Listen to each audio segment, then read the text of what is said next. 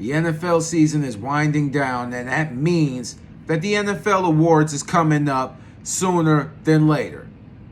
So, with that being said, I've been looking at what coaches have done all season, and I've narrowed it down to my top 5 coaches of the year candidates.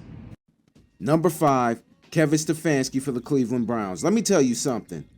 The Browns are missing Deshaun Watson, Nick Chubb, Jack Conklin, Jedrick Wills, DeJuan Jones, Jacob Phillips, Rodney McLeod, Jakeem Grant, and still have an 8-5 record and hold the top wild card spot in the AFC playoff race.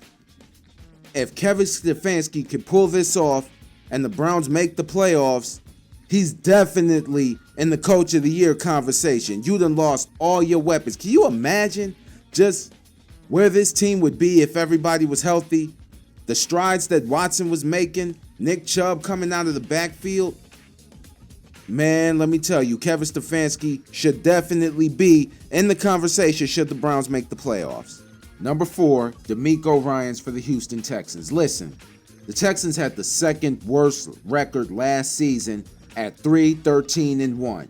Now, despite the loss versus the Jets last Sunday, the Texans are still in the playoff hunt at 7-6, and CJ Stroud is playing lights out right now.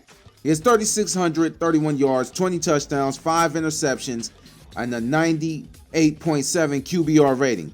That's second in the league.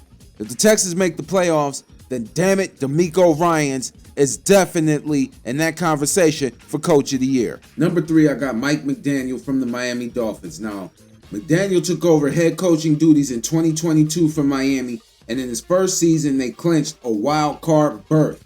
This year, the Dolphins are 9-4, and who can forget when Mike McDaniel led the Dolphins to a historic 70-point win over the Denver Broncos in Week 3.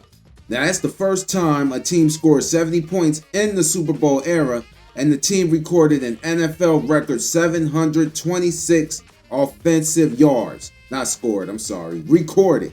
They're the first to do that since 1951.